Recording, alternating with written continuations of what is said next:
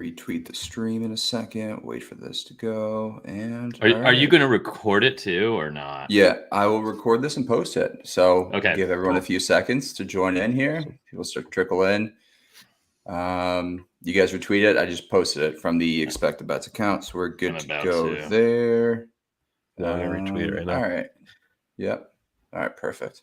All right, while you guys do that, I will welcome everyone in.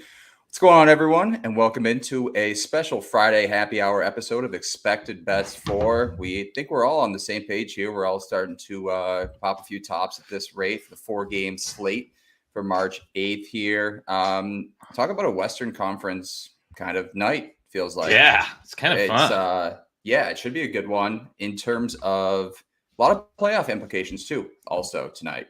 We're looking at the Central specifically with Dallas, Winnipeg, Colorado, all kind of within 2 points of each other up top there.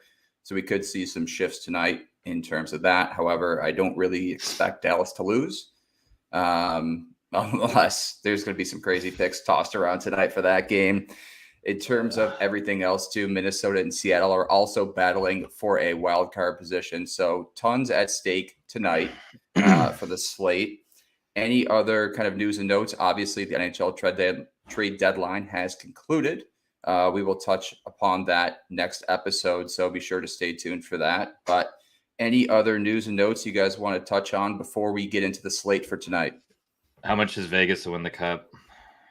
Yeah, like I said, I fucking hate this team. It's every fucking year. I hate this team so much. I was like, okay, you got Hannafin. Like, I had a feeling they were going to make some sort of big trade. That one wasn't too shocking. And then Hurdle today is just like, you gotta admire it though, right? I mean, I agree. I wish my team did it. I would be stoked if the Flyers would do stuff like that. But I mean, getting Hurdle is crazy. It's insanity, completely out of nowhere. Yeah, I know. I didn't even know he was like being chopped or anything. Yeah, no, I had nothing about him. And then you think about his contract; he just signed that extension last year, the 8-year deal. So, where the hell is this money coming from? It's insane too. And you keep seeing Friedman tweet out that Vegas is pretty much in the mix for every single free agent at this rate too. And you're just like, what else is new? It's fucking ridiculous. But so Vegas is 850 right now. Who's the favorite? Florida still? Florida, yeah. I think I got them at like 2,500 a couple months ago. That's a great bet. I forget which game it was. It was definitely against another powerhouse, and it was kind of right when this like new streak of theirs started, right when they were really starting to tighten up again, and Tkachuk was starting to really take form again. And I think maybe they were playing Boston, or I forget who.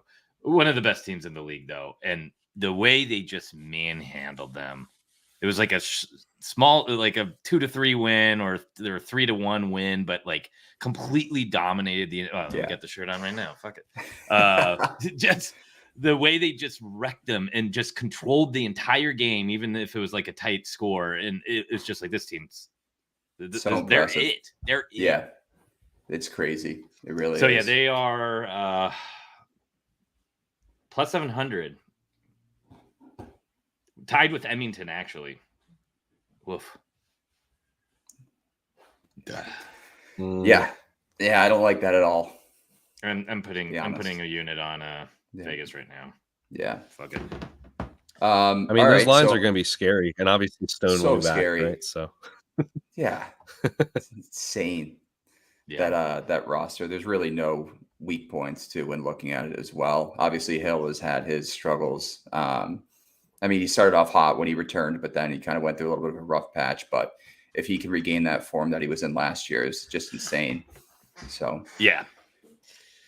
All right. With that being said, we'll get into the slate here. So we do have the comments open. So if anyone has any questions here, be sure to type them below. I think we're up to 230 live viewers right now. So yeah, I guess we'll get into the first game here. So first game up, we have the Detroit Red Wings traveling to Arizona. Betsky, right around the corner. Yeah. For your Arizona Coyotes here, Detroit's on a 3-game losing streak entering this matchup. After a 6-game win streak, Arizona's on a back-to-back tonight. They are 2-7-1 in their last 10. These teams did play earlier this season, January 17th, where the Coyotes defeated the Red Wings 4-3 in overtime. There's one player that stands out that I think we all talked about. So, Franco, I'll let you kick us off here in this matchup. Ex-Flyer, ex-Zona. You know I'm going revenge here, right? That's always the thing. So, gotta love Ghost tonight. Whether you want to go points or shots, I think either argument can be made. I'm liking shots a little more. I really like his 2. Obviously, that's a parlay piece. I have another piece to go with him. We'll talk about later when we get into that game. So stay tuned for that, I guess. But I don't mind taking him up to 3 as well. Looking at like plus 170-ish, I guess, area there. So I don't mind doing like a half unit on that. And then I'll probably be looking at this point as well for sure. So, I mean, that's probably the main play from this game for me. And then also, I'm going to let Betsky talk about the Arizona side. He seems a little more optimistic when we're talking about before the stream. I just worry about these teams that kind of their GMs have decided like, all right, we're done. You know, they just sold off a bunch. I'm surprised they didn't get rid of Bukestad as well. I mean, I guess overall, but like, they got rid of Zucker, they got rid of Dumba, who was doing nothing. Dumba was almost a liability most nights. It's crazy his fall off, man. I mean, wild. Yep. When we picked him up this offseason, I was ecstatic. Yeah, I thought it was a good addition for you guys. Thought a change of pace for him would do him well, and you know he had all the opportunity here to play top 4 minutes on the blue line, and oh man. But I mean the other two, probably, and Zucker too. Like Zucker was kind of a disappointment as well. I thought, they'll be fine where they go. They're either going to be great. He's going to be great in Nashville. I know it. Yeah, you know, like I just know he's going to turn it around. I envision him as like what Niederreiter was for them a couple years ago when Niederreiter was there. So like he's the exact type of player. So I think he's going to be great there. But so as far as Detroit goes, 2 guys I want to look at that I think you're going to have great value on. It's just trying to decide which one you want to go with. So it's either Robbie Fabry or Joe Veleno, right? So Joe Veleno's on the top line for Detroit, filling in for Larkin, but he's not on the top power play. That's where Fabry falls in. So last game, I bet both of them, only posted one of them, and obviously the one I posted lost. So just depends where you want to go, right? So do you think that Detroit's power play is going to get them the goal? Then I like Fabry a little bit better. And then if you think it's going to be more of an even strength goal, then I'll go Veleno. But both guys are priced very nicely for a goal. I'm not sure if you can get point props for them, but regardless, I think either are worth a sprinkle. I think Detroit should probably roll here. And I mean, unless Betsky has something to say about the Arizona side, but that's where I'm going to go. Yeah, I don't mind those. The Veleno looks really interesting. And any of these centers that get an opportunity to play on the top line with Kaner is probably a decent shot for a point, especially if you can get plus money. I don't mind that at all. And don't forget, I mean, he was a former first round pick. 2018, 17. He's shown flashes and kind of streaks before. I know he hasn't really done much recently, but again, you're playing with a guy that can pass the puck like crazy. So you just need to put yourself in the right spot. Exactly. Dave, the comment for Gunther shots. I'm a little worried about him on back-to-back. His back-to-back chart is not good, but of course, he's kind of a different player from a while ago. So last time he had a back-to-back was March 1st against Ottawa. The second furthest back is on February 19th against Edmonton. He has not hit on a back-to-back, but in those 2 games, he had 7 and 6 shot attempts. All the ones before that, he was back when he was still kind of averaging 2 shot attempts a game. He's averaging 6.1 shot attempts his last 10, 5.4 over the last 5, but that also includes a 2 shot attempt performance. That's really kind of weighing that down. I don't hate it, especially with how much shots Detroit can kind of give up. And like Franco was kind of hitting at, I kind of like Zona as the dogs tonight. If there's one underdog that I think that can win, to me, it feels like it's them. Yeah, I mean, speaking of shots on goal too, you look at Detroit's last 2 games; they gave up 37 to Florida and then 54 to Colorado, which is just insane. So, and those numbers have been trending kind of in the past as well: 26, 21, 36. So now I don't like that Detroit just got absolutely wrecked by Colorado, though. So that always worries me. But we've seen it kind of throughout the season that when teams get wrecked, they haven't really bounced back like you would expect. So Tampa getting killed by Florida 9-2, and then they lost to Montreal the next game. Yeah, that line was suspicious too in the first place too. I think they were only around like minus 150, which I should have raised more of a concern too. I thought in regulation was a great play there for the bounce back, but I mean this Tampa team's not nearly the same team that we've seen in the past few years, especially in net.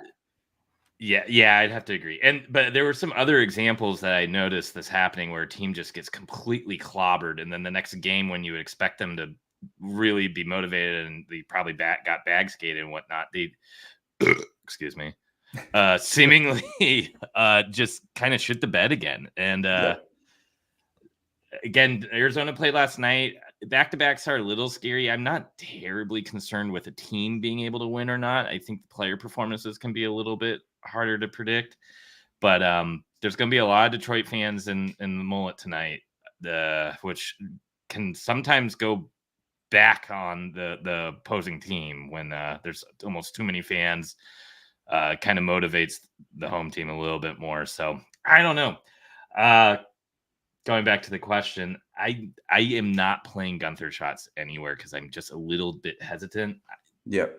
If it's plus money, maybe take it as a straight, but I definitely want to use it in a parlay piece. It seems a little risky, and I think they have like Coke on their line. I literally have never heard of this guy, and this is like my team. I didn't know if he was called up from Tucson or what. I've literally never heard of Coke or Cock. I'm not even sure how to pronounce his name. So, yeah. I mean, going back to Franco's look too, with Ghosty, I love that look too. He's hitting 7 of his last 10 games, 6 of his last 10 on the road. Looking at a shorter span, 3 of his last 4. Hitting his previous matchup against Arizona this season while he was on Detroit. Going back to while he was on Philly, he hit in 6 of his 9 games, averaging a point per game. Arizona is on the season's 24 in defense, giving up an average of 3.35 goals against. However, in their last 10 games, that number's jumped up to 4.3. Detroit's offense has been buzzing as of late too. They rank in the top 10 in terms of offensive production and have kind of held there since. And I mean, you look at the past too, like these past matchups between Arizona and Detroit have been high scoring. So I don't hate the over here. Lions struggled as of late. Ingram's been bad as of late too. Both teams have kind of been worse defensively. Detroit's power play, Franco, going back to your look, I love that tonight. They're 10th compared to Arizona's PK of 26th. And just another thing on Ingram too. So he's allowed 4, 3, 3, and 4 in his last 4 starts. And then his only start against Detroit this season, he allowed 3. So I like the over at 6.5 as well here. I think it's minus 110 on some books, but those are probably going to be my 2 looks tonight: Ghosty point and the over in this matchup as well. Do you want to go, Franco? Yeah, just a quick one. So just to go back to that power play, Fabry had a point that last game on the power play. Like I said, he's a plus 375, and he does have 1 against them in 3 games. So not a bad value play there, because I don't think you're getting points for either him or Velena. So like either go his goal or one of their goals, or maybe go Fabry on the power play for power play point if you want that value. And then I saw Dave had a comment about Velena shots. Just recently, it hasn't been that good. I saw it's like one shot on goal. The volume's not that great either. He has hit in 2 of 4 against Arizona, but I don't know. He was a playmaker back in his junior days too. Yeah, I'm a little hesitant there. It's more just the goal prop is probably the only bettable thing for him, and it's just one of those things where like I just think being on the line with those guys, if he gets a rebound out in front, if he gets put in a good spot, you're just getting insane value on his goal prop. So it's just something to sprinkle on, something for fun. Go ahead. Yeah, so you mentioned, I mean, even Arizona's looking at their last few games too. They've taken 2, 5, 7, 3 penalties. So Detroit's going to have plenty of chances on the power play tonight too, especially on a back-to-back. So, Betsky, anything else? Yeah, a couple other things. This slate is really awesome, by the way. There's fantastic. This time of year for hockey betting gets really good. One, because stars are really kind of pushing it to, close off playoff seeding and whatnot. But two, the books finally start to open up a lot of guys that weren't available before. So you start to see these younger players that never had lines finally show up. And a lot of these younger players have now made their way into a top 6 or a power play position to where they're starting to produce more. So you just get so many fantastic options at this point that have like really good value. It's not like the NBA where you're stuck with the same guys pretty much the entire season, right? So I think there's these type of guys in almost every single game tonight. One being Hayton. Last year, don't forget, he was a 2.5 shot on goal guy for a long time. And he was on a tear. He was fantastic for a while. Yeah. Yeah. And I mean, you would get at like plus 150, plus 120. He was getting a point from like February to the end of the season. He was a borderline point per game, or maybe he was like a 0.75 per game production wise. He's been injured pretty much all season, and we're finally starting to see him. So he's hit his 2.5 shots on goal line, 5 out of his last 10, and he's averaging about 4 shot attempts per game, which isn't great. But against Detroit, he's hit his 1.5 and 2 out of his 4. His shot attempts weren't that great as well against them, but I like him at 3. He's hit 4 and 3 his past 2 games. Yeah. Centering the top line. Schmaltz is not shooting as much because of it. I think he's constantly getting a little bit better and more in shape from the injury. I think it took him a little bit of time to kind of get back into the swing of things. I just watching him, he seems really hungry right now. He also hasn't scored. He's only scored once in the past 10. So he's just like a guy who needs to get on the board. He has 3 points in his last 10. I think he's just really motivated right now. You can get his 2.5 for a pretty good value if you have a book that lets you alt. But another piece I really like is Keller. Again, he came back from injury. He missed like about a week. He's hit 2 in a row. All season, he's been a little bit better at home. He's good against Detroit. He's hit 3 in the last 4, and he averages about 4.3 attempts in those games. But he's been really efficient with his shots. And again, he's kind of our de facto captain in a way. And I think the fact that we didn't move Bukestad, and there were Schmaltz rumors, I think should help kind of motivate them to kind of try to close out the season all right. So I don't know. I really kind of like the Yotes side of things. If Detroit goes up early, I am jumping on Yotes money line live because Mullet Magic is a real thing. I witnessed that down 4-0 against Colorado Avalanche where they came back and won in overtime. It's crazy.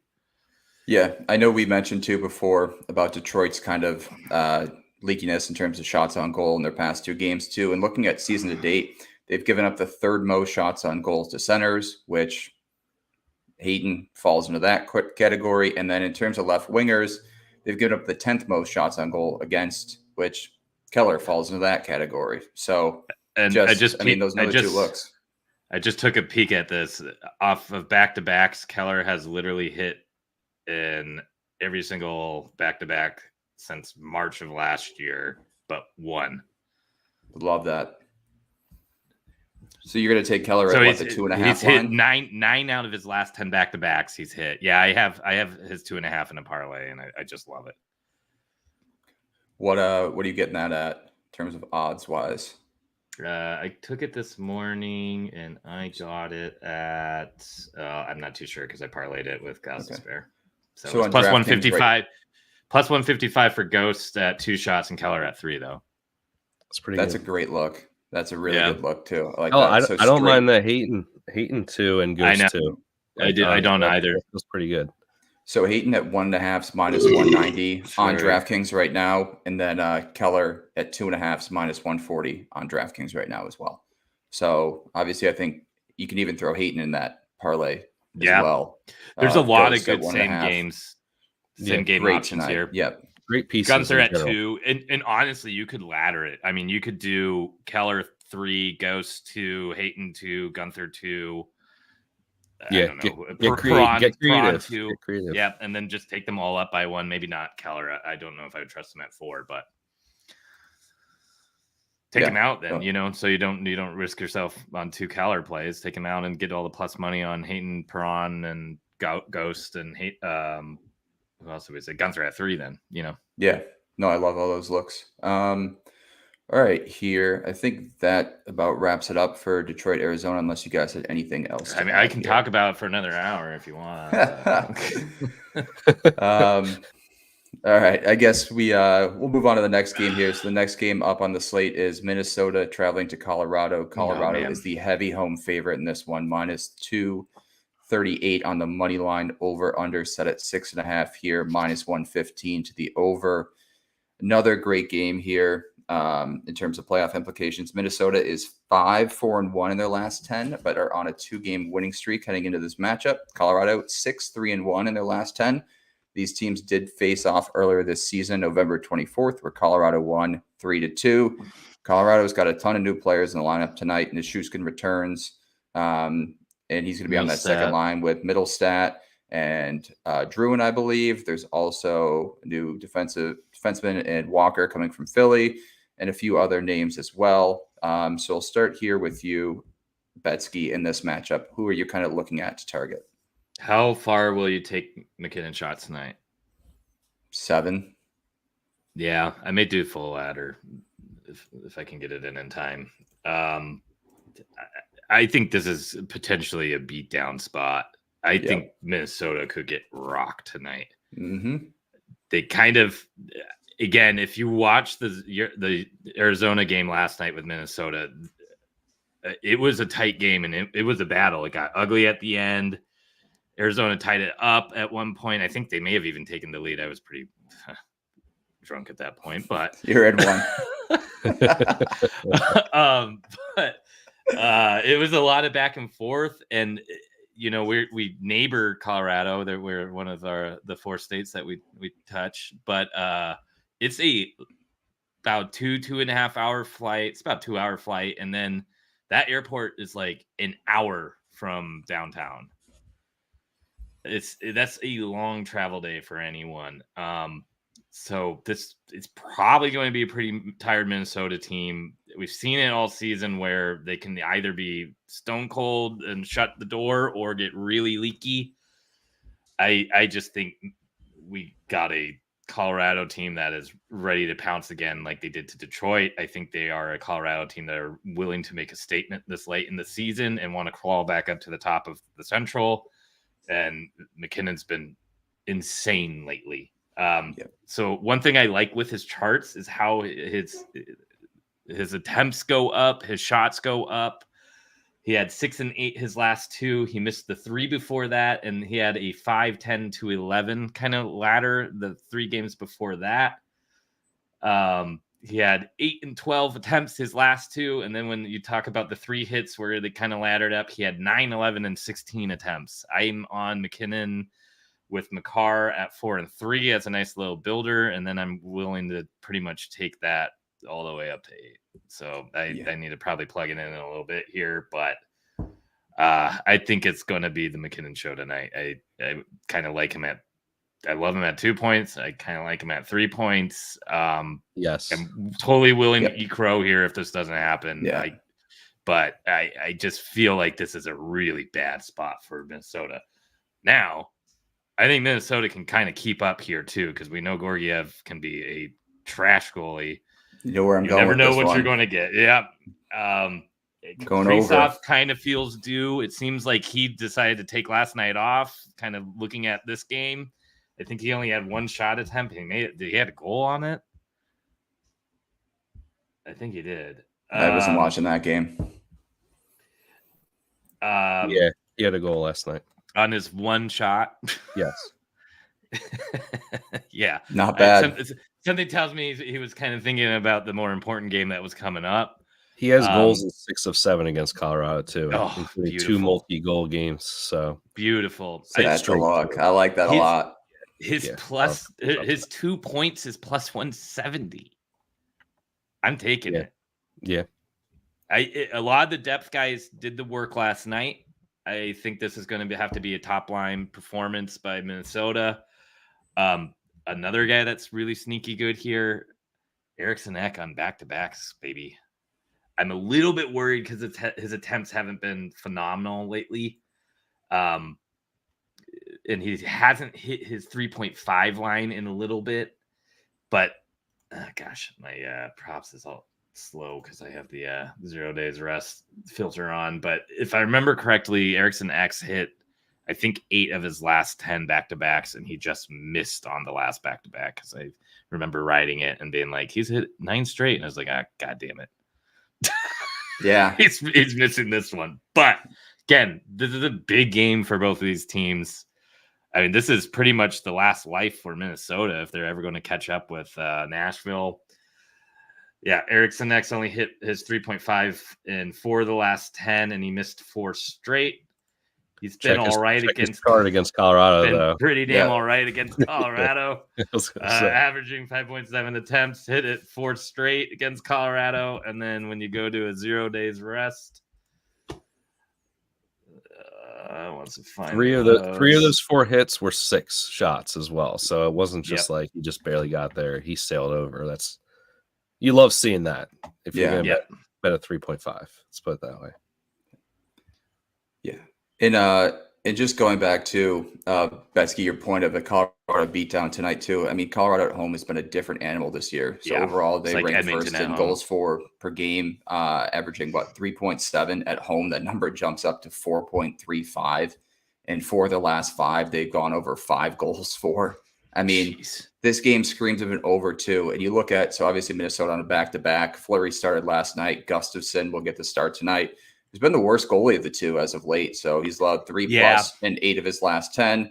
And versus Colorado, he doesn't have a great track record either, allowing 3, 2, 5, and 6 in his last 4 starts against this Avalanche team. So I like the over in this game a lot here, especially with Georgiev on the other end. I think Minnesota should be able to sneak a few by him as well. Me too. I think it's around -115 or so. So don't hate that look at all. Eriksson Ek hit in a back-to-back on his 3.5 line in 9 of the last 11, and he had just missed against San Jose. Oh, how right? Yeah. Well, probably because he probably wasn't motivated, you know? Yeah. I mean, if there's ever a team to get motivated against, this is the team. Exactly. So. And there are certain players that are just really good on their back-to-backs, and it makes sense when you think about it because they are thinking about that other game already. They are prepared to be motivated for that game. They probably even know that they need to kind of play their best to help the other guys who may be already tired from that back-to-back. And there's certain players that rise to the occasion. Keller, I didn't realize was that good on back-to-backs, and Eriksson Ek's been one that's a easy ride too. So +140 for his over 3.5 on DK. Not bad. It's not bad. That's not bad. Franco, any looks for you in this one? Yeah, I have a bunch, so let me kind of rattle them off. Let's get into it. I mean, I like the over. So like, just bet the over. But as far as that's not fun. Just betting the over is not fun. No, you want some player props action. That's boring. Exactly right. So on the Minnesota side, Kaprizov goal we kind of already talked about, 6 straight against them, 2 multi-goal games. So his goal on FanDuel is +115, +120, I believe. So.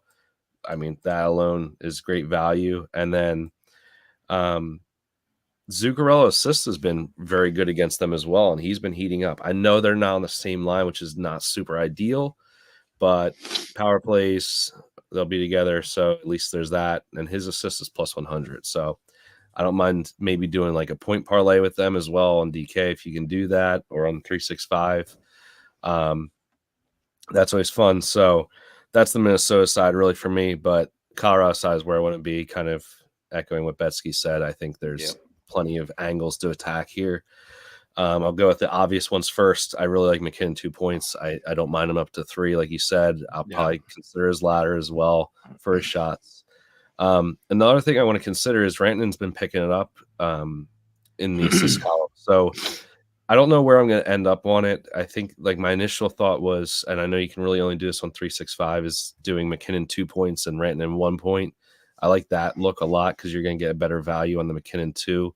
And chances are if he's getting 2 points, Rantanen's going to have at least 1 there. But on DK, you can do McKinnon 2 points, Rantanen 1 assist. That's going to be plus 166, which is a great price. Yeah. I mean, you could even say screw it and just do both of them at 2 points and parlay those. So that's probably good value as well. Devon Taves has been awesome. His point looks good as well. Yeah, that was my look. Love that. I mean, like I get it. Like you have the normal guys. You have McCarr, you have McKinnon, you have Rantanen, but there's still these guys that are undervalued. So I don't mind looking there as well. And then the other plus one, 120. I'm gonna. Plus I mean, it's crazy. Tonight. And, yeah, he's been hot and hitting 4 of his last 5 versus Minnesota. Like he's 5. It's not like Walker's going to do anything to his time on ice. Or no. He's still going to get plenty of opportunities in the power play. Like love Taves tonight for a point at plus 120. Exactly. And my last one that I want to do, and this is my stupid revenge bet of this game, it's going to be Brandon Duhaime getting instant revenge on his former team, plus 550. Just sprinkle it. I mean, he's playing on the 4th line, but still. It's a fun bet. You kind of got it, right? Yeah. He's gonna be juiced up. He gets to play against his former team right away after being traded. Hell yeah. I would be pissed off. Or happy. I don't know. I guess you're going to a team that's competing instead of being on a team that's not going to make the playoffs. But I don't know. I like what Colorado did at the deadline. I like Trenin. I think he's a good guy to give a little bit more juice to those bottom lines. And I like the Walker addition. He's been great this year. I don't like him long term. I think this season's kind of an anomaly for him. Maybe he did turn that corner, but as a Flyers fan, I'm ecstatic that they were able to get rid of him and get a first for him. So. But still, he's playing great this year. I think he's a good addition for this Colorado team. So, yeah, that's where I'm at there. Gator, what do you think of the Millstat trade? Yeah, so I was going to say that second line's interesting for Colorado, right? Because you have several storylines coming to this one. Obviously, Nichushkin's returning to the lineup tonight. Middlestat's coming off a trade against Buffalo, where it's a 1-for-1 for Byram. In terms of the trade, just real quick, I think Buffalo had to sell high on him. This is his best season he's been. He's looked like the most complete player. He's finally been able to win puck battles on the boards. He feels more comfortable in his overall game too.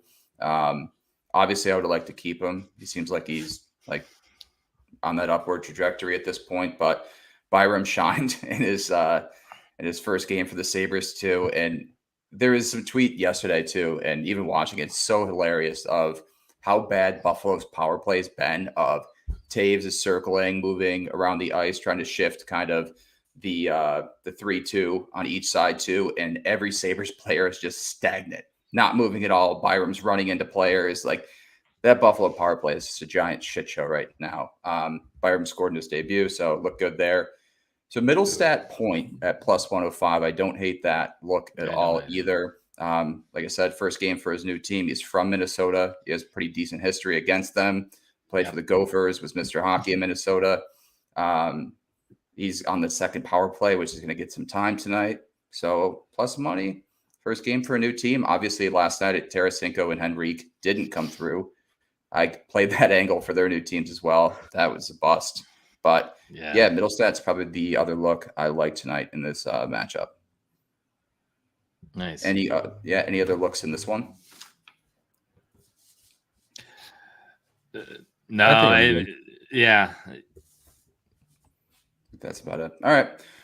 On to the next game here, too. So we have the 10 p.m. slate starting. First game up is going to be Dallas traveling to Anaheim. Dallas minus 310 on the money line. Anaheim plus 250 over under set at 6.5 here. Juiced the under in this one.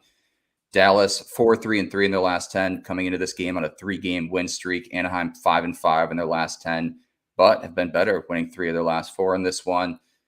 Dallas leads the Central Division with 85 points here. Anaheim's completely out of things, so Dallas should clean up tonight, but I'm curious to see what player props you have. I think there's going to be 2 guys that jump off the page based on everything that I've seen on Twitter today. I'll throw it to you here, Betsky, to start with this one. Who are you looking at in this matchup? Well, I'm looking at Anaheim's third line, and no, just kidding. I was going to say, where are we going with this one? I am on Stinky Leg and Wyatt for sure. I mean, these are two young players that are extremely hot. They're coming off insane games. Clearly have great chemistry with each other, and the Ducks right now look like a borderline AHL team. I mean, I've never even heard of like three creative player. Creative player for half these guys. NPCs. Yeah, exactly. Yep. And I mean, I know you've probably all seen it on Twitter, and you just got to. I mean, I'm just not going to ignore it because it's the hot look for the night. And if it doesn't happen, it doesn't happen. But you're getting plus money on Stankoven's points. You're getting plus money on his shots. Spit and Picklets brought up a great point the other day with Wyatt Johnston. He doesn't hit 3. He always has 4+ shots when he hits his line. So just roll it up one if you want even better odds on it. But even his normal 2.5 lines like worth betting at this point.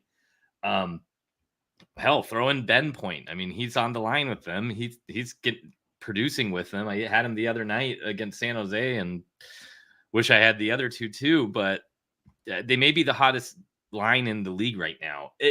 Real quickly, by the way, I didn't notice this until really recently on Daily Faceoff, which if you don't know is a great place to just check lines, line combinations and who's on the power play and whatnot. Left wing lock is very good as well. I kind of go between both during the day when I'm labbing to try to figure out, what the newest update is. But on Daily Faceoff, has this been here forever where you can just look at the last 5 and 10 game stats by line?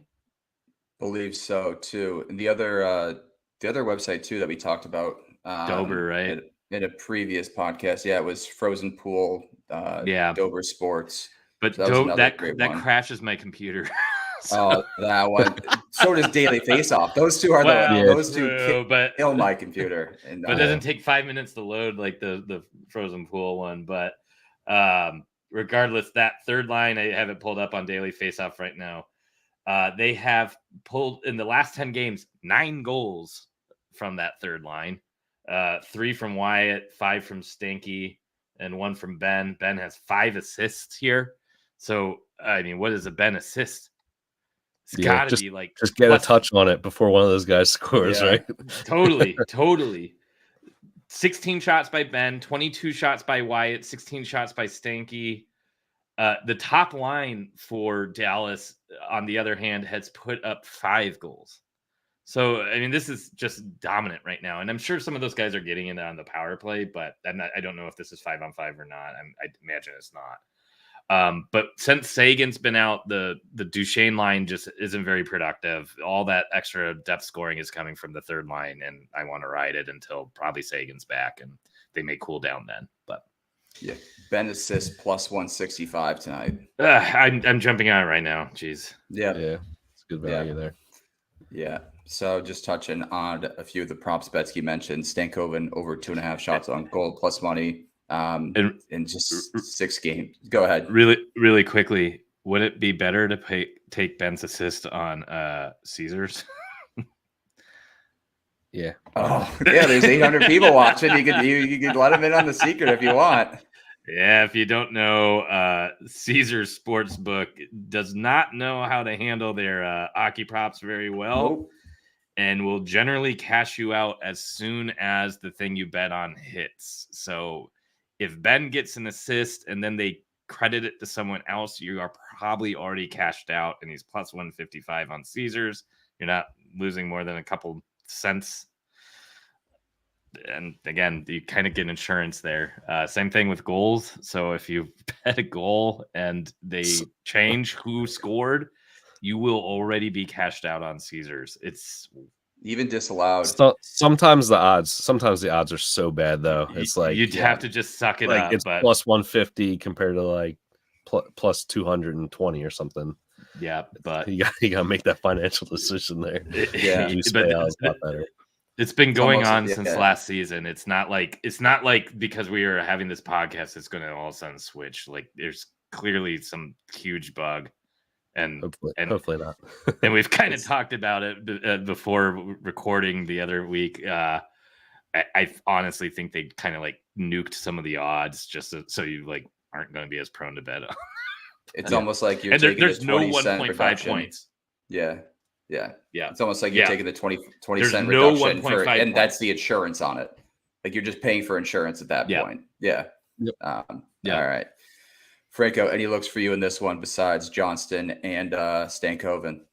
Yeah, I won't go into them. I mean, everybody knows the deal with them. So just point, shots on goal. Have fun. Yeah. But yeah, other guys, I'm looking at Harley or Heiskanen. I've been kind of like I have Heiskanen all day. Yeah. I mean, they both look good. Like I understand Harley hasn't been as good with his shots, but I mean, I posted the thing last week, right? The Ducks are just giving up a ton of goals, a ton of shots to defensemen. So I don't mind sprinkling either of them to score, to be honest with you. Heiskanen had 2 goals the other day, right? So, or he was on the ice for 2 of the goals the other day. So I don't mind it. I don't mind trying to just take advantage there. And I believe that Harley has 2 goals in 3 games against them as well. So that kind of adds a little more fuel to the fire there.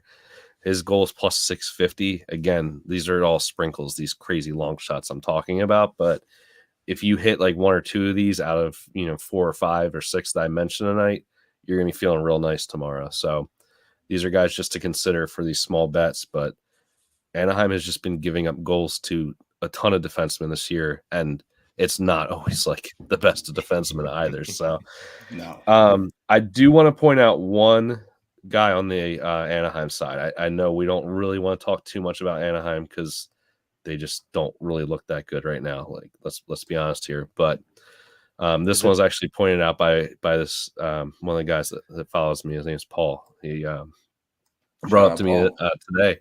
So shout out, Paul.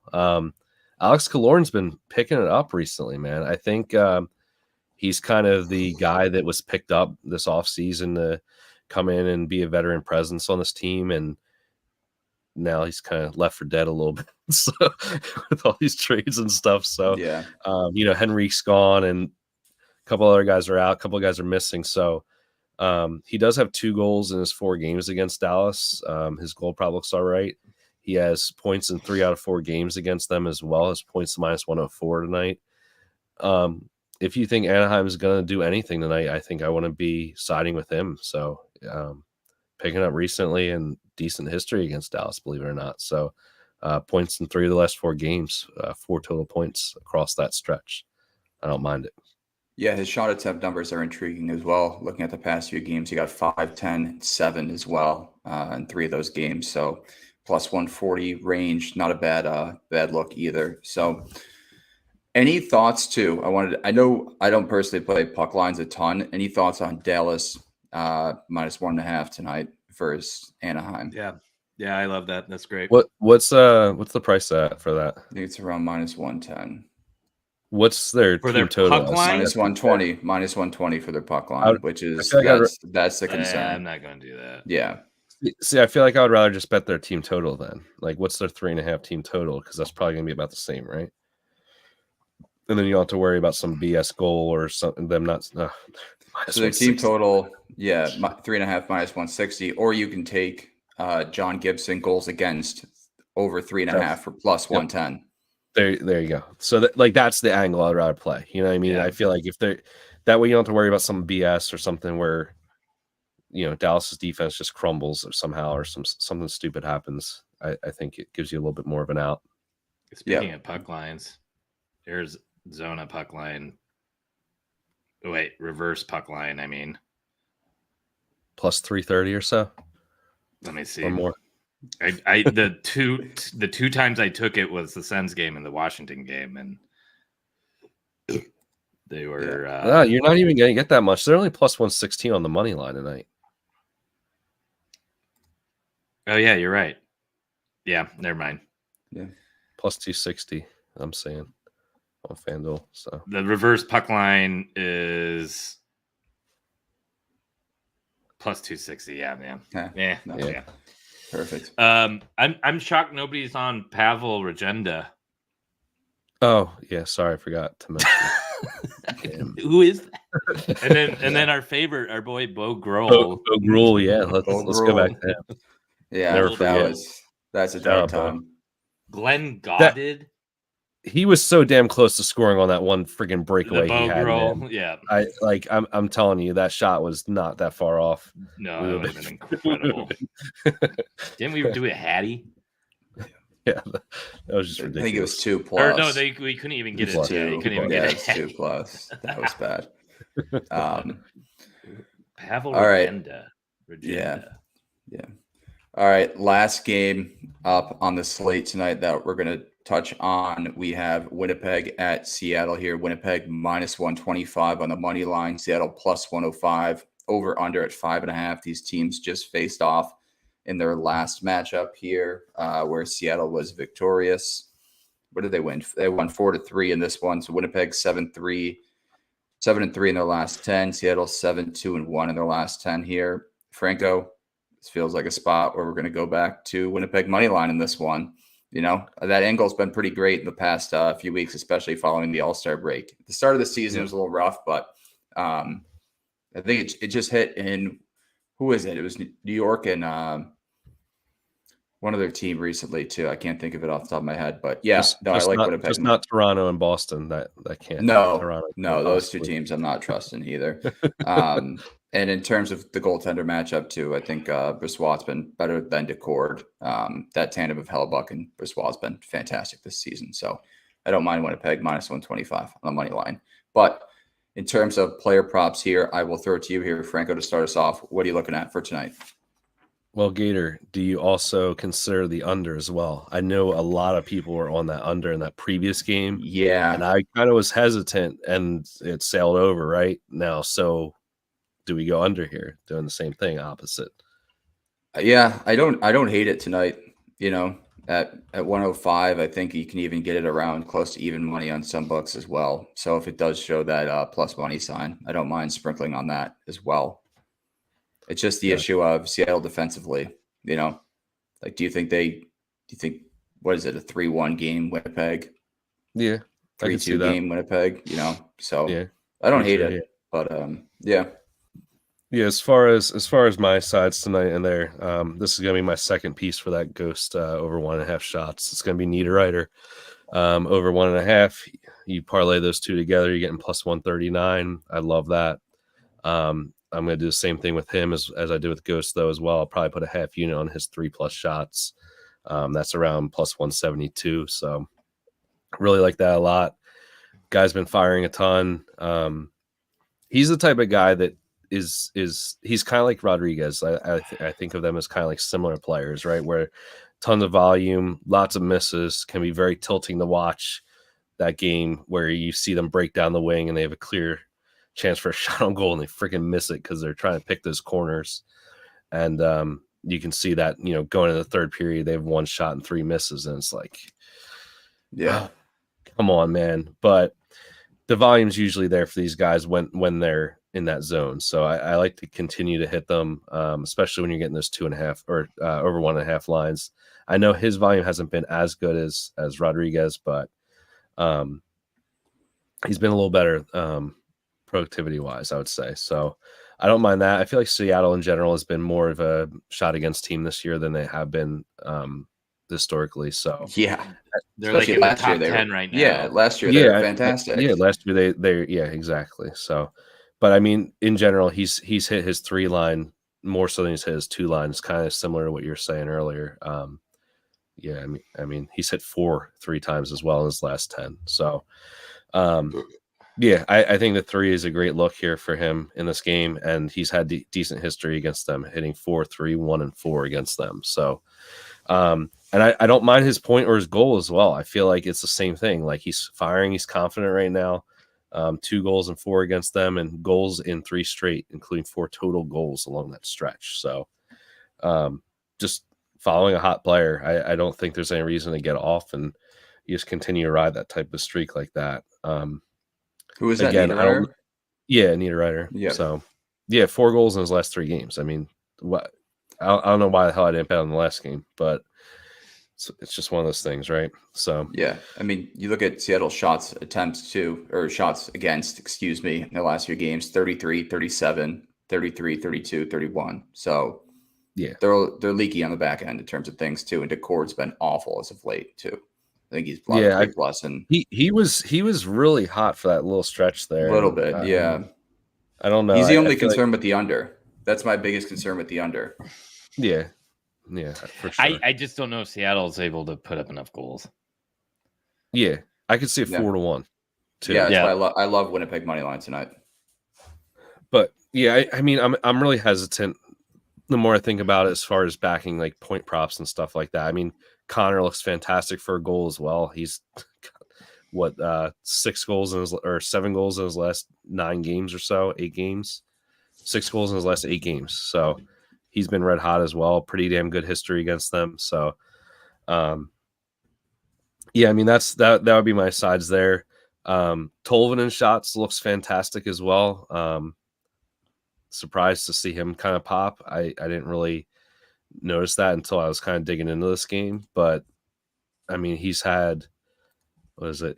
Against them, he's hit 5 of 5 against them, including 3 of those games being 3 shots or more. So, he's another guy that's over 1.5 shots, minus 160-ish range. But again, like, I don't mind taking him up to 3 and just saying, screw it, right? Yeah. And every game he's hit over this course, he's hit 7 of his last 10. Every single game is 3 or 4 shots. So, like, there's no reason to take the 1.5. You have to parlay it with something, and then you end up losing that other leg or whatever. Screw it, take the 2.5, the 3. You're probably getting a plus 156, plus 160 on them. So, yeah, I mean, Winnipeg's not the best target for shots or anything like that, but I mean, again, you just ride these guys that are feeling it. They're feeling good about themselves. They're firing. And then be completely cool with just dropping them once they fall off again. Exactly. Don't feel like you need to go back to these guys. They're probably never going to streak like this again. No, these like depth guys. Yeah, these guys that randomly pop out of nowhere. And like I said, Niederreiter's that exact type of guy. He has these stretches, and it's like, okay, every year forget that guy exists, and we'll come back to him when he picks back up again. Eberle's on that right now. Even go back to the old game too. Taves has been so streaky this year too, where he'll rattle off 6-7 games and then he'll go silent. I mean, how many guys have been like that this year? I mean, Hronek was one earlier this year. Hronek, wow! Every single freaking game, and it's like, where the hell did that guy go? Quinn Hughes. Yeah, Quinn Hughes. He was like 80% at 2.5. Yeah, I mean, he was like, especially back in the early parts of the season, a lot of the stars weren't doing shit. So it's weird. Like you just, like you said, you gotta be ever changing and just be ready to jump off. You don't want to jump off too early, but no, ride it till it dies. It's fine. Just be ready to move on and don't chase them. Don't chase. Don't add more money. Like Stankoven's like the perfect example, right? Like if you've been hitting him these last like 2 or 3 games, like this is where it starts to get a little scary, right? Everybody knows about him. Everybody's on him. When's that game? Slate. Like, when's that game? When's that game where he's just going to put up one shot? Everybody's on him, and it just dies. And you don't want. What I'm saying is, you don't want to. If you hit him 5 times in a row, don't go into the night and be like, "Oh, I'm dropping the hammer on. I'm betting $1,000 on him tonight or something." Something ridiculous, and then you lose all your profits. Just continue riding it and enjoy it while you can. But last point here, and then I'll let you guys go here. Eberle Point, you mentioned him a little bit there. He just got the big contract. Again, I don't really love going heavy on points in this game because I do think it's going to be towards the underside. So tread lightly here, but maybe go shots or something. I think he's going to want to come out and show and prove that contract's worth it. And he's been hot recently. So he's a very streaky player. He's another guy that, like, completely falls off the cliff when he's not playing well. So hitting shots like crazy, he's plus money. Hitting his points like crazy, he's around even money for a point. So either way you want to go with it, I like that on the Seattle side. Remember that. Go ahead.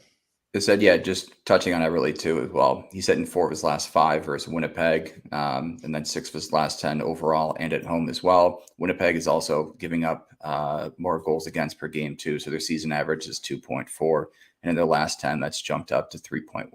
So it's the only other piece I have on Eberle. Remember that old Edmonton top 6 pre-McDavid?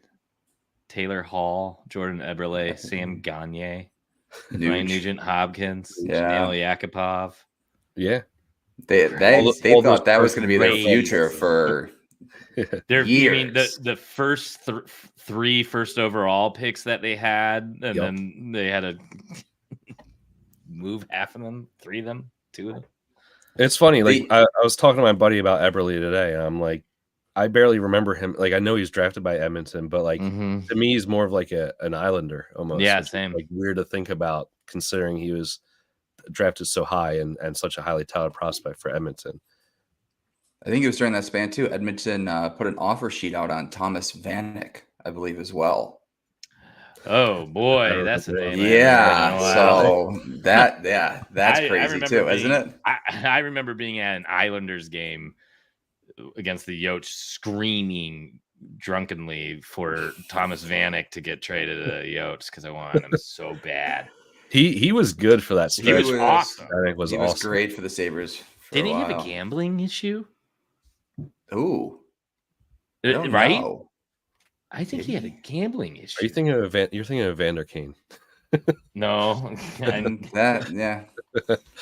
Man, Austrian. Back in the day when there were lots of Austrians. Mm-hmm. Grabner, wasn't Grabner Austrian? Was he? He was pretty good until he lost his eye. He lost his eyeball. He did. He was on Zona, and the puck got him in the shield, and he doesn't have sight out of one of his eyes. Jesus. Yeah, fastest guy, right? Wasn't he always like the insanely fast, and he's just like totally yoked up? Yeah. Did you have any other looks here, Betsky, in terms of points? Their shots on goal for Winnipeg, Seattle. No, wait. Here it is. Oh, all right. On 21st of July, 2014, Vanek's name was listed in records seized from the Marina Restaurant and Bar in Rochester, New York. Facility suspected of running an illegal gambling ring. Oh, he was running it. He was running it. Good for him. Hell yeah! He's not charged with any crimes though. Damn. What a story! Yeah, I forget. Jesus. The things that like stick around in my mind, and I can't fucking do my multiplication table anymore. Yeah. No, this game's interesting too. Again, it's this entire day feels like good matches or like lopsided ones where you can get some value on these value players, and like Eberle shots looks incredible. I think Monahan potentially all the way up to 3 looks nice. I think you guys have pretty much touched on everything that I trust from this game, though. But again, like, who would have thought that betting on Winnipeg versus Seattle, you would get at some nice pieces that you feel confident in that are like plus money? Yeah. Any thoughts? McCann. That was the one guy I'd circled tonight. Yeah, I considered him.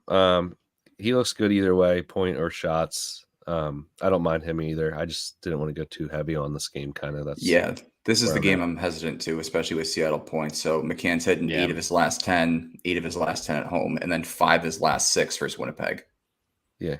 And so he's got some pretty good history. And minus 135 on DraftKings, which again, this game's just so tough because, like you said, it's such a weird spot in terms of they just faced off against each other. We've kind of seen how it's gone in the past of if game A is an over, game B usually trends towards an under. So a little hesitant in this one, but those are the two looks I like. And obviously I'm going to be on Winnipeg money line. So that's about it. Any other looks on the slate tonight or plays that you guys are trying to target?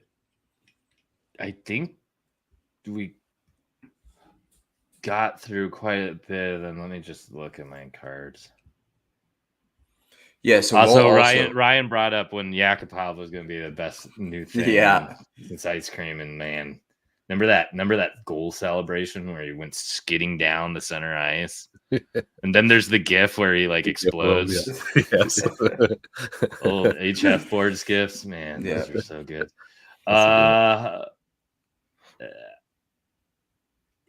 Yeah, I think that's it for me. There's nothing else that's. Yeah, I think we covered pretty much everything for tonight. Yeah, there are a ton of good looks. I think there's some good pieces to make parlays.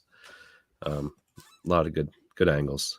Yeah, well, also for everyone listening as well, I think we're up to 920 viewers right now, just crazy. We will post all of our picks right now on the Expected Bets for Twitter, so be sure to go give that a follow. We'll put a list together of all of our leans and put together a parlay as well. Why don't we put a parlay together live? How about?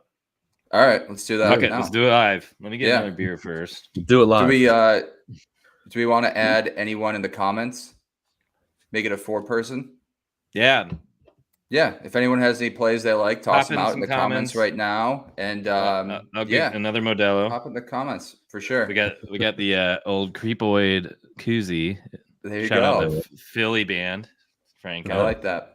They're all right, Franco. Well, Betsy gets a beer here. We'll start concocting this parlay here. So I think we're pretty much in cahoots with this one that we're going to try to lay off the Winnipeg Seattle game, right? I think so. That's kind of in terms of player props. Shots. If anything, you go shots there, right? Like I don't think you go point props. No. So let's look at Detroit, Arizona first of all. So Betsky had mentioned a few props too, in case everyone missed it. He is on Hayton shots on goal. He's on Keller shots on goal as well. And I think we're all on Gostisbehere shots on goal and points as well. So in terms of a parlay piece, I would lean more towards Gostisbehere over 1.5 shots on goal. His point is plus 120. I love that as a straight. So are we thinking Ghost over 1.5 shots on goal is the first leg of this parlay? Or are you looking at Keller or Hayton, which you had talked about before? I mean, I'm on all of these guys, so I'm happy with any of them. I'm a little. I kind of don't want to go too heavy on Ghost, to be honest. Okay. You like his point as like plus 120 better than his shots at minus 175. I took that as a straight, so I don't mind putting it in a parlay as well. Because I mean, I would hate for it to be the piece that doesn't cash on, or like but I also feel pretty good about it. I don't know. Or is this the one where we do something like Gunther 3? I was thinking, if anything, you go Hayton, right? Yeah, probably at 3 or just 2. Yeah, I'd say it's 2. It just depends where you want to go. What do you want to do? You want to do safe parlay? Or you want to go another parlay, another one that's been sneaky good, and he's gone a little quiet lately though. Is Kane 2 points? Yeah, it's plus 230. What's his? I actually didn't really look at his points again. I mean, yeah, he's pretty solid against them. I don't even mind his like assist against them. Feels pretty good. But yeah, his assist has kind of fallen off recently. And he has a goal in 5 of the last 10 games. He has 2+ points. Jesus. And 4 of his last 10 overall, and then 3 of 48% of the 33% of the season. And he's been cold lately. I don't know. We don't have to. I mean, I get that that's a super risky way to start this fucking thing off. I mean, unless we go like a crazy, maybe we build a crazy one and we build a safer one. Do you want to do a crazy one? Yeah, dude. I think we do crazy one and safe one. Right? Like, all right. That way I want Kane 2 points on the crazy one because 3 of the last 5 against Arizona, he's got 2 points in. Yeah, been cold. All right, so Patrick Kane 2.5 or 1.5 points. 2.5 points. So that's gonna have to be on FanDuel. Yeah. All right. Let me stop sharing the screen. All right, FanDuel. Okay. But yeah, as far as the Betsky, as far as the safe, well, he gets that set up. As far as the safe play, do we go Hayton 1.5? Do we go Keller 2.5, or do we go Ghost 1.5? I think those are the three choices. Really, I'd agree. I don't care. You want. What do you guys lean on? I kind of lean Yotes here because I think they're going to be a little bit more desperate. Yeah, at home. Yeah, I really like that Keller back-to-back situation, and I really like him kind of being motivated here. But Hayton at 1.5 feels really safe. Okay, so for the first leg in the safe parlay, you want. Let's just do one at a time. So we'll do. What about just a Keller point? Keller point. I like Hayton a lot. But... The more you talked about Hayton, especially to him on back-to-backs. Sold me on Hayton over here. Yeah. Keller's the one that's good on back-to-backs. Oh, so you want Keller for 2.5? I mean, his shots are very good on a back-to-back, but let me say Hayton on back-to-back, even though this killed my props on cash tab last night. Yeah, my league exploded. Wow, yeah, no, Hayton's not bad on the back-to-backs. Okay. Let's do Hayton. Let's do 2 shots. You want Hayton? 2 shots. Right? Yeah. All right, so that's the first leg of that one. Never thought I'd be betting Barrett Hayton tonight. Here we are. Yep. Oh, and then he did his junior career in Sault Ste. Marie, which is right above Michigan, right? There you go. I like it. Love that. Second leg, are we looking towards kind of that Dallas Anaheim game? I think we're kind of all in consideration of that being kind of the blowout in terms of shots and points here. Thinking Johnston 2.5, or are you looking elsewhere in terms of Stankoven 2.5? I don't know if I'm on Stankoven shots anywhere, so I do not mind doing that. I would like to do that, is what I'm getting at. For Johnston? Oh, wait, I am. I am on Stankoven shots. That's fine. But I'm fine with doubling down. Yeah, either one for me. I can go. Dave posted some good ones from this game. Miro 3, Harley 3. Yeah, I like Miro just straight though, because that's -105. Yeah. So that can be an easy straight for this one. Defensemen are scary, right? Like they can have 1,000 shots and just freaking miss every time or get shots blocked. I kind of like, as much as I like both of those guys, like I don't know that I want them in the parlay because like I said, the only good news for Heiskanen in terms of a straight at 105 is that Anaheim does give up the third most shots on goal to defensemen this season. Yeah. And I mean, that's they're super leaky. Yeah. The straight. So I wouldn't mind doing Harley at 2 here if we want to keep it super safe. I actually like that. I'm going to go Harley at 2 here. Okay. So we're at +125 now. And then do you want to stay in this game or go towards Colorado, Minnesota, where we think it's going to be a high-scoring matchup as well? There ain't no way we're not touching that game. All right. Yeah, I mean, we'll go to that game now. Sure. Do we do 2 from this game on the Dallas side? Is what I'm fine with that. And who I like that because I don't want to be too heavy on Wyatt and Stanky. Another guy I like, and I meant to bring it up, is Pavelski. In terms of a point or shots? Shot or point. But shot, I would be totally down to just do at 2. He's hit 3 straight games. Don't forget, he was a Shark. He's played the Ducks a lot. His history's all right. It's like split. Yeah, his last 3, he's had 1-1 and then 9. Yeah, but look at his attempts. 5, 5, 7, and 5 his last 4. That line is weird right now, and it seems like Medium Joe is kind of carrying it a little bit. So all right. So for a third, or do we want to take McKinnon at 4? Well, we're definitely on McKinnon for sure. Yeah. So Mac Daddy at 4, Pav at 2, Harley at 2, Hayton at 2 gets us Oops, I have Patrick Kane at 2 points still. So even right now with that's Hayton, plus Hayton, 310. Yeah, so Hayton at 2, Harley at 2, and McKinnon at 4 is plus 215. Yeah, I don't even mind that, to be honest. We don't have paths in there. Yeah.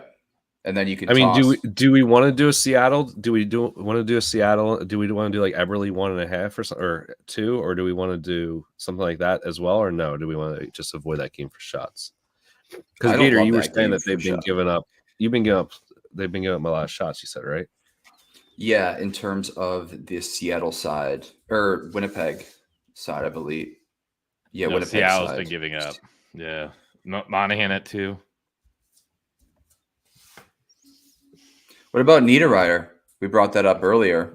I'm fine with Nino. I like Nino. So at 2 though. Yeah, 2. Okay.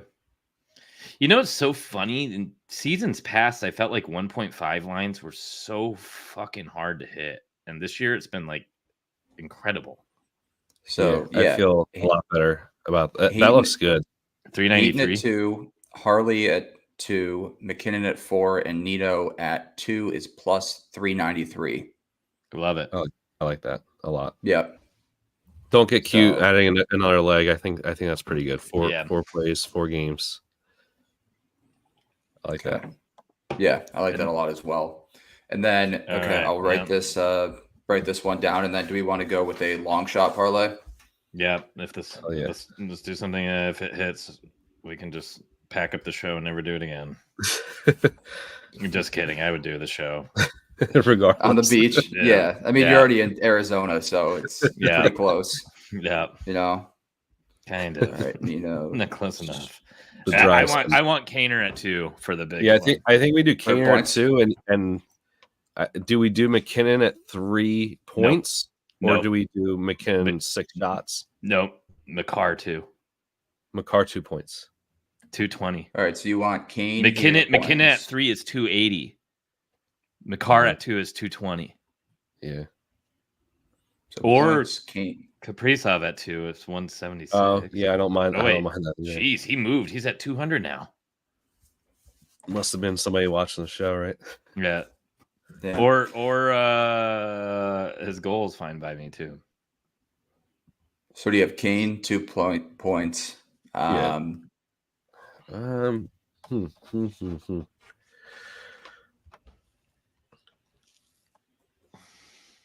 That's tough. I don't hate Makar at 2. I don't even mind it just like 4 shots, but you could do McKinnon ladder with the shots. Yeah, but we already have him on the other one. I kind of want to like differentiate. Yeah, same. Okay. And I took his ladder. Do you have a point parlay then for this one? Yeah. So McKinnon has not. Oh my god, he had 4 points in his last 2 games. He's only gotten 3 points against Minnesota once on whatever props I cash are showing. He has only had 3 points, only here 13 times this season. And he has never done it more than 2 times in a row. And he just did it 2 times in a row. I wish this 2 points was a little bit me too better, but I kind of like Kaprizov at 2 a bit more. Jason Robertson at 2. He's been great. Makar has had long stretches of 2+ points. He's had a 5-game stretch. He's at 2 right now. 2 games, that is. Yeah, I don't mind Makar 2 or Kaprizov 2. I think I could go either way. I could go either there too, yeah. Or just what's Kaprizov goal? Kaprizov goal is plus 120, I believe, on FanDuel. Which isn't bad. Yeah. So Kane, Makar, Robertson, all 2 points is pretty good price here. Don't hate that. Don't hate Robinson tonight. I mean, his one's been good. Anaheim, you figure, is going to give up several goals. But any other looks at how's his 2 been? How's Robertson's 2 been though? He's true. I haven't. Yeah, do you have that pulled up? Share my screen here. It's all have that one. up. It's all ones. It's all 6 one. out of 10. All right, so we'll take him off. All right, And he's we'll only take him off. gone over once in 8 games against them over one. So I feel like it's a little. I feel like it's. I mean, I don't want to be like too crazy for this other line, but I feel like we kind of said it that they've been the line that's been doing it right. Yeah, they have 4 points the other day. You want just a stanky goal? That could be good. Or do we go like Johnston 5 shots or 4 shots or Johnston goal? Or Johnston goal? Yeah, I don't mind that. I don't mind Johnson 4 shots. We don't have to do a point here. We could just do shots. Yeah, this is very true. You're making a good point.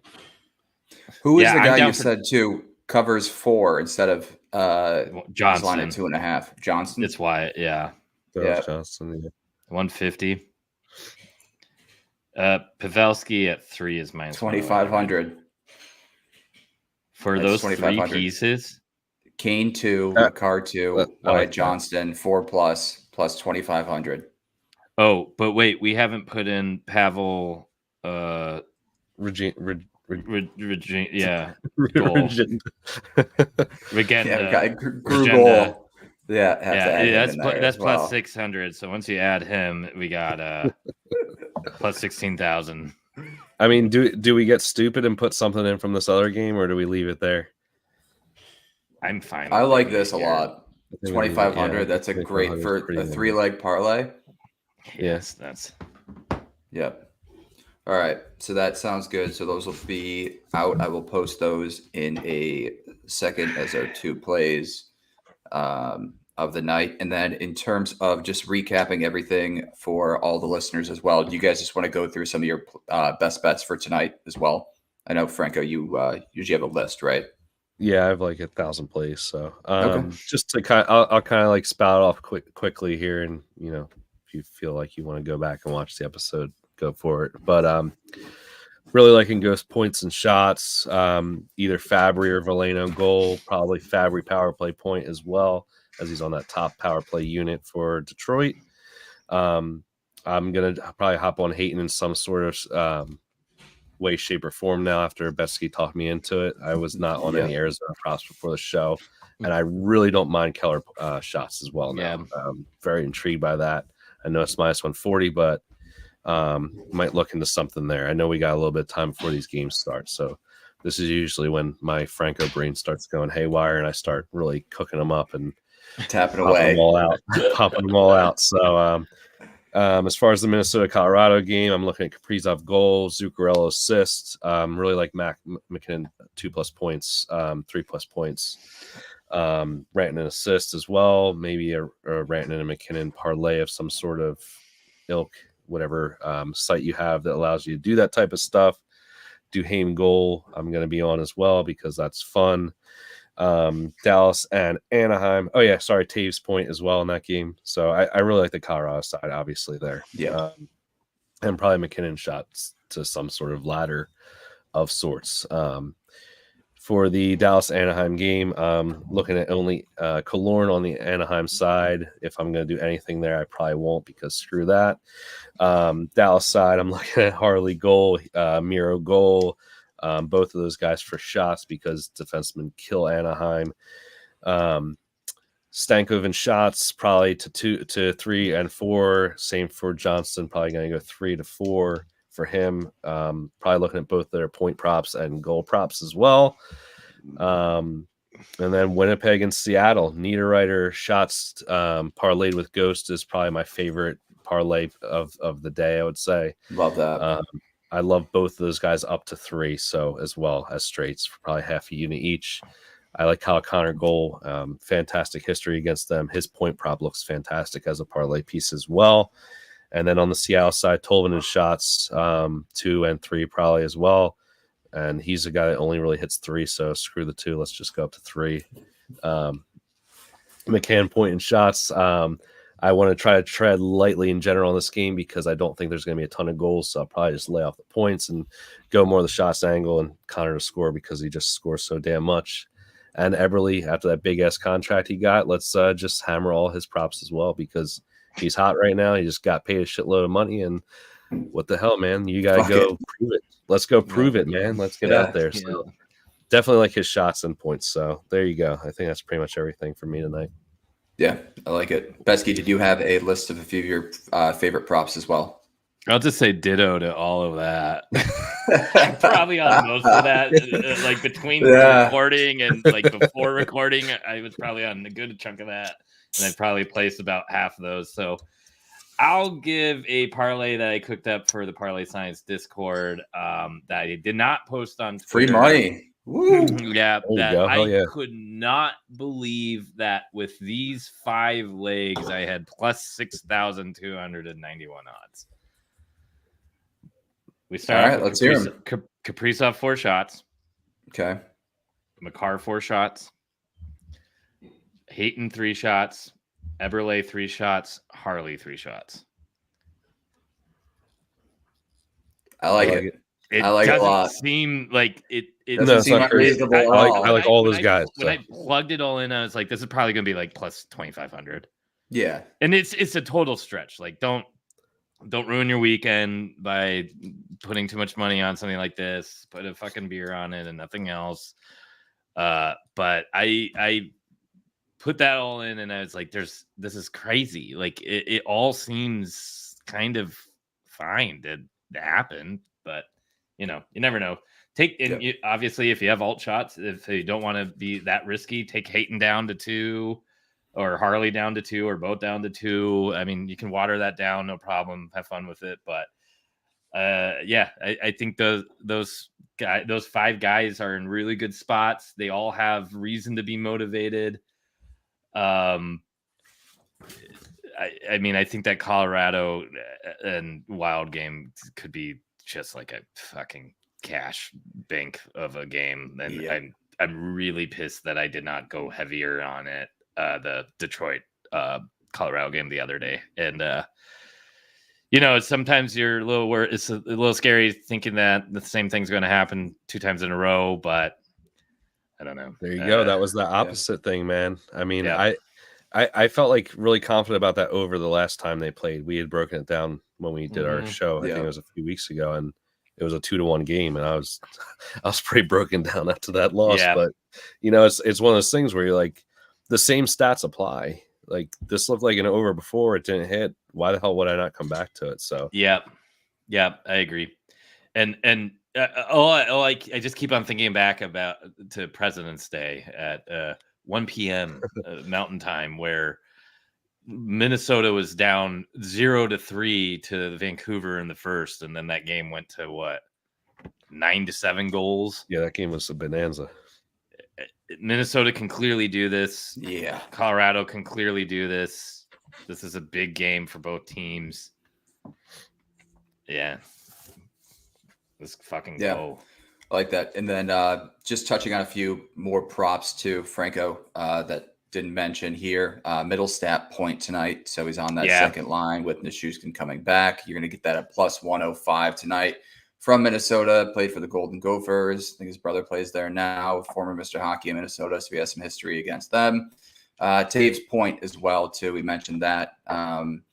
We tried to look at the assist or goal angle, but you're going to get his point straight for plus 120 on that. That's another one of my favorite looks in that one. And then going back to Detroit, Arizona, love that over at 6.5, and along with Minnesota and Colorado as well. That over 6.5 is one of my favorite bets of the night. In addition to that, we got Eberle point, McCann point, and that Winnipeg money line. Obviously, we talked about kind of our strategy going into that one in terms of these teams just faced off. Team A won. You're going to look at the second game. Team B usually comes out victorious in that one. In terms of the total, usually it flip-flops as well, but I'm just not comfortable with the goaltender matchup in net and the way Seattle's kind of been scoring as of late. And then pretty much we touched on Stankoven, Johnston, all those guys for Dallas as well, and Heiskanen as well, that 2.5 shots on goal line as well. So that's where I'm leaning tonight. Dallas puck line, excuse me. Like it, but at that price, not sure. I'm kind of comfortable laying that number. So I'd rather kind of attack it through player props than go straight at it. But we did talk about that John Gibson angle of over 3.5 goals against at plus 110 that I think we're all kind of in cahoots with on that one, that's kind of an angle if you're going to look for the Dallas side rather than laying that regulation win, which is around 180, or that puck line, which is around kind of 110. So that's all I had tonight here. Any closing thoughts on this one here, guys? No. Do either of you guys do DFS at all still in this day and age? I do DFS golf, but that's about it. I've been messing around a little bit with DFS hockey, and it's been kind of fun actually. I mean, especially on these nights where we think like there's going to be a game like this Minnesota Colorado game, you can kind of hammer. Obviously, you're not going to get a ton of value on the big studs on Colorado, right? But yeah, you fantasy points. You're saying? Yeah. Okay, yeah. never mind. Just like regular like DraftKings or FanDuel DFS. Like, I don't know, man. I've been actually cashing a few doing them. So. It's no different than this. Like, right? Like we're already breaking down everything. We're identifying the players we like, and okay, like player X doesn't record his 3 shots, but he had a goal and an assist or whatever, and at least you can still cash. Especially for guys that you can't usually bet points and stuff on. It's good to get some exposure in like a different kind of way, different kind of angle of betting. So like Stankoven was one where they were only offering his goal prop for a few games, and he was like the bare minimum in a DFS setting. So like I was just plugging him into my lineups because I knew he was tearing up AHL, right? And he was getting points every game. So they finally are offering us points and shot props now, so I can capitalize there. But just something to consider, especially if you're like identifying guys that like don't have point and assist props and shot props yet, whatever, for whatever reason. So yeah, I like that. All right, you guys want to shout out your socials? Sure. I'm Gretzky Betsky's on Twitter and part of the Parlay Science Discord. Shout out to Ryan, who was in the comments. I know he's in the Discord. He always sends me some awesome plays, and he's apparently playing something called Supermarket Simulator right now. So I hope you're having fun with that. What is Friday night? Is that like you yeah, that's a hell of a Friday. I don't know, man, but I used to work at PetSmart, so I've done the real thing, kind of. Yeah, me too. Customer service sucks. And I'm Franco the Banker on Twitter. Have a great night, guys. Good luck on your bets, and let's cash some freaking tickets, right? Yeah. This is going to be either a very, very good night or it's going to be a bummer. But last night was weird, so I do too. This is a cool. It's Friday, right? Yeah, cool Friday slate. Usually, it's kind of like iffy. Yeah. And there's only like a couple games, and I really like that they're starting all the games in the West. I kind of think they should do that from now on. Yeah. I mean, I know they can't, but like, it's kind of cool to just have like a little extra time in your day and get a good buzz on go to before the games. Pregame the games. Feel good. And put in a few bets. Why not? It's Friday. All right. Well, we appreciate everyone for listening. We will post both of our parlays to the Expected Bets for Twitter account, so be sure to go give that a follow. Those should be posted around 8:15. And then everyone's full cards will also be posted there as well, retweeted. So, yeah, you can find me on Twitter at Gator Betting. And again, thank you everyone for listening. I think we're over 1,000 live viewers right now. So really appreciate the support. And thanks, guys. We will talk to you guys next week.